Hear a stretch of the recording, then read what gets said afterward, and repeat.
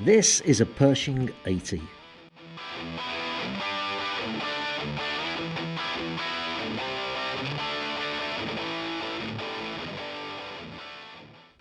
Built in a place called Marotta Mondolfo on the east coast of Italy, Pershing have become one of the world's leading brands of luxury performance yachts.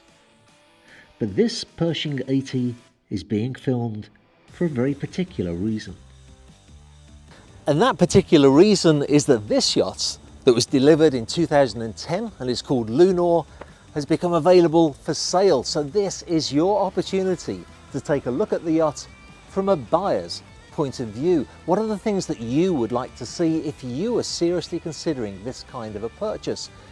Well, we'll be looking at it all, from the engine room to the wardrobe space, from the crew quarters to the incredible performance of the Pershing 80. All of that is coming up.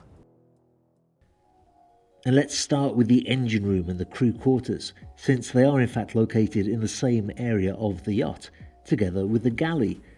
You'll notice that space for the galley has been favoured so that the crew have a proper crew mess and a high level of food can be served on board without any real compromise. 2 crew cabins are situated off the galley so that the yacht can actually accommodate a maximum of 3 crew. The owner of this yacht, as with many other yachts of this size and type, runs Lunor very comfortably with a crew of 2 though. Directly off the crew mess is access to the crew bathroom and the engine room. And for a potential buyer, this is of course a really important area to take a look at.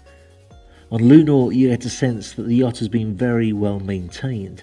No signs of oil leaks or other indications of neglect, just a very tidy and clean area.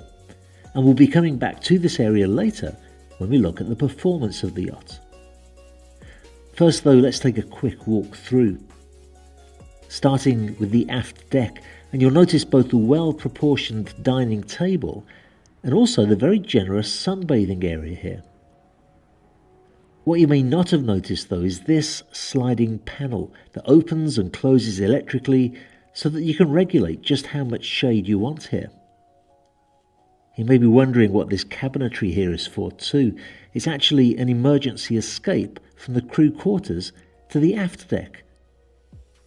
Whilst on the other side there's a really nice Miele barbecue grill and wash basin with storage underneath.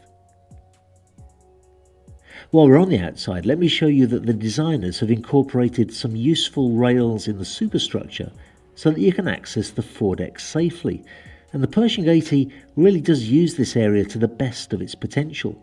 Again, good sized sun pads, but also a very well sized seating area that can be covered with its own collapsible bimini top. And again, plenty of storage space. These side lockers run forward of the superstructure and are currently being used mostly for safety equipment such as the life rafts, although there's plenty of space here for other things too. Now let's take a look inside, where a spacious lounge area benefits from a pop-up television and an inside dining table. Pershing work very closely with Poltrona Frau for the sofas and upholstery, a company that's become one of the top names in yacht interiors and is actually located in the same area of Italy as Pershing. Past the spectacular helm station, and we descend to the owners and the guest cabins.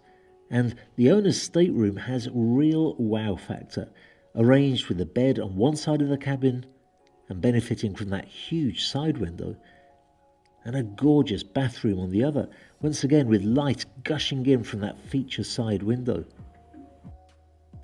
In the interest of giving you a buyer's perspective of the yacht though, let me show you a couple of extra features here.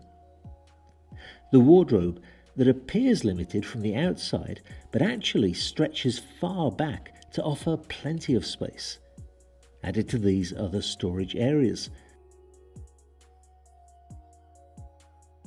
And then look at the cool pull-out desk or beauty table that pairs neatly with the Poltrona Frau seat.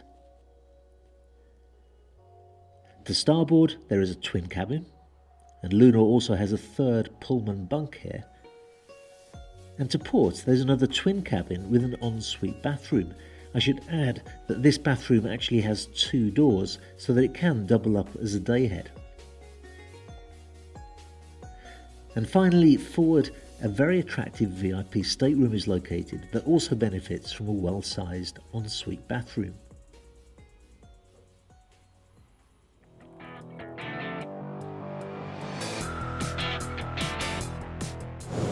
So we've seen the layouts and some of the features of the yacht, but most people interested in the Pershing 80 are attracted to the fact that those twin MTU engines that we saw earlier produce 2,435 horsepower each.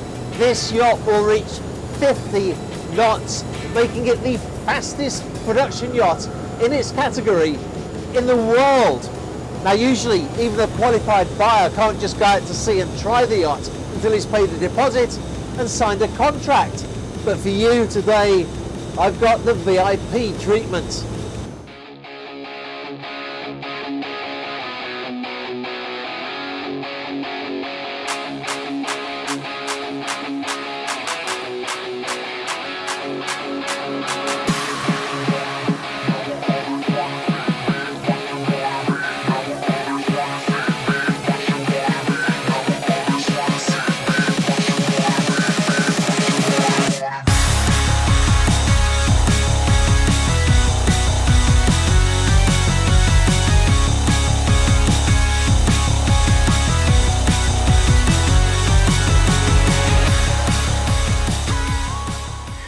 One of the most appealing factors of Pershing is that she is built for speed and performance.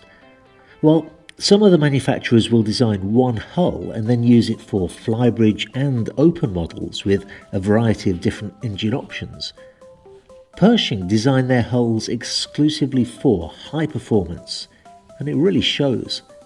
On a sea trial of any yacht, you're really interested in whether there is excessive vibration and whether the yacht reaches the speed that it should. Now bear in mind that I'm filming this at the end of the summer season, when yachts can sometimes perform a little slower due to the growth on the hull and props that accumulates prior to winter works. Lunor performed incredibly, and the owner told me that not only does she easily reach 50 knots, but she can cruise very comfortably at 42 knots. He can get from Antibes to Saint-Tropez in half an hour. In the summer, when traffic is at its worst, you couldn't even do that in a Ferrari. The lines of the yacht are designed by Fulvio Di Simone, and she's one of those yachts that looks fast even at anchor. But dropping the anchor gave me the opportunity to show you the tender storage capacity too, and Lunor actually houses both a 3.25 metre Williams tender and also a Sea-Doo personal watercraft. Her swim ladder is a particularly innovative design, and on her huge swim platform there's even storage space for fenders and lines. There's one other feature about this yacht that I want to mention, and having been personally involved with the sale of many other yachts, I do believe it's an important one. You see, usually when I film a yacht, I interact with the broker and with the captain to get the information that I need. But on Lunor, the owner himself, the seller, was personally involved with the process. Now, why is that so important? You would be amazed at how many deals just fall apart because the seller is so far removed from the process, you can't get a speedy response to keep the deal moving forward.